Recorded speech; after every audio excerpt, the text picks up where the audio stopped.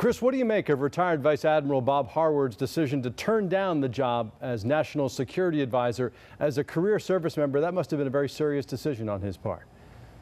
I completely agree with you. You know, there's talk about the fact that his family didn't want to, that he was finally making money after years, decades in the service. But I suspect it was more than that. There are an awful lot of people who are resisting coming into this Trump White House.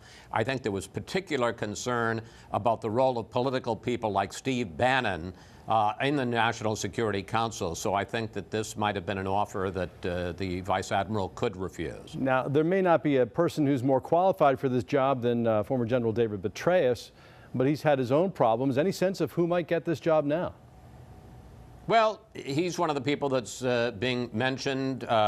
McMaster, former general, retired general, Stanley McChrystal, Stephen Hadley, interesting, the national security advisor to George W. Bush, and then retired General Keith Kellogg, who was Flynn's chief of staff on the National Security Council. So a lot of generals, and the only civilian that I know is as I mentioned, Steve Hadley. But interestingly enough, the president apparently is going to do some job interviews down at Mar-a-Lago this long holiday weekend, so maybe we'll know by Monday. Well, let's talk about President Trump's 75-minute news conference. He called his administration a finely tuned machine and made it pretty clear that, for him at least, the media is enemy number one. Well, yeah, he did. And I think one of the reasons he felt the need to hold that news conference is because I think he's been frustrated. You know, he is, in his own particular way, to use a Ronald Reagan phrase, a great communicator. He is, without question, the best spokesman for himself and for his administration. And I think he's been frustrated that he hasn't felt that the folks he has working for him do as good a job as he does. So that was a cry from the heart from President Trump. He doesn't like the press he's getting. He doesn't like this building narrative in Washington that things are in chaos. Nobody knows how to play this game, and he was trying to take that back. But look, it was a fascinating news conference. If you like Trump, I suspect you loved that news conference. If you didn't like him, you were horrified by it. In the end, it doesn't change anything. The key to his success or failure is going to be results. And if he gets things done, like repeal and replace Obamacare effectively, like jump-starting the economy through cutting on regulations and taxes, things like that, then it doesn't matter what the press says about him. Conversely, if he doesn't accomplish that, it also doesn't matter what the press says about him. Folks are smart enough to figure out what he's either doing or not doing to improve their lives. Yeah, and he certainly has a point when he says he ought to be able to have a conversation with world leaders without reading the transcript the next day in the newspaper.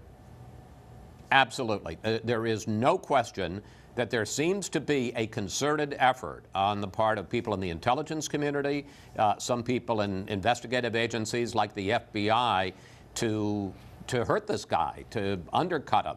And I don't know necessarily to bring down his presidency, but certainly to undercut him.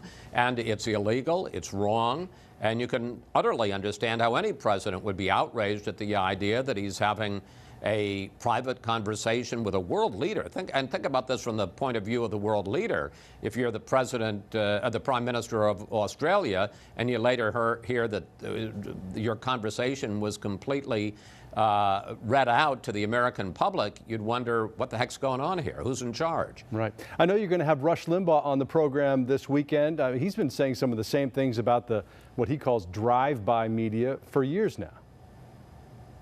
Yes, he has. And interestingly enough, and one of the things I want to talk to him about is he talks about something which I must say is a phrase I'd only become familiar with this week: deep government. And what they mean by deep government are in effect, the sort of permanent government, folks embedded in the bureaucracy, embedded in the agencies who kind of carry out their own policies.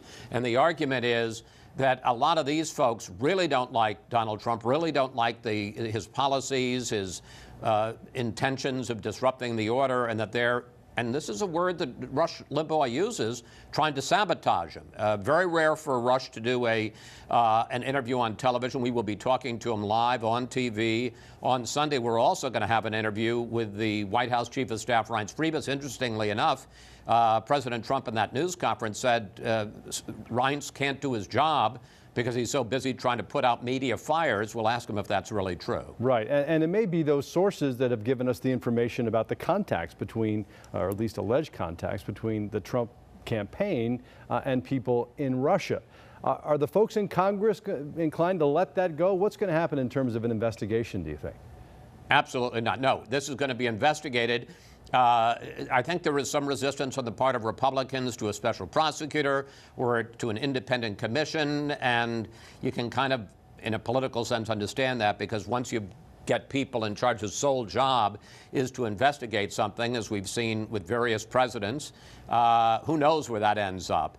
But in terms of the congressional committees, the Senate Intelligence Committee says they're going to look at all of this, including Flynn, including the campaign, including possible contacts. We know that there's an ongoing FBI investigation of all that. And now the House, and there was some resistance among House Republican leaders, but I think they now realize now they can't avoid, even if they don't want to, that they can't avoid discussing this. And I think it'll be two parts. One of it will be the facts, what really did happen in terms of Russia, in terms of possible collusion with agents of candidate Trump, but also the leaks, because they're very concerned about that, the idea that for some political purpose that people in these agencies, and the investigative and intelligence agencies, are breaking the law to try to damage a president. Yeah, again, almost too much to fit into an hour. We'll see how you do it on Fox News Sunday this weekend, Chris. Smoke and mirrors. Thank you so much, Russ. There you go. Thank you, sir.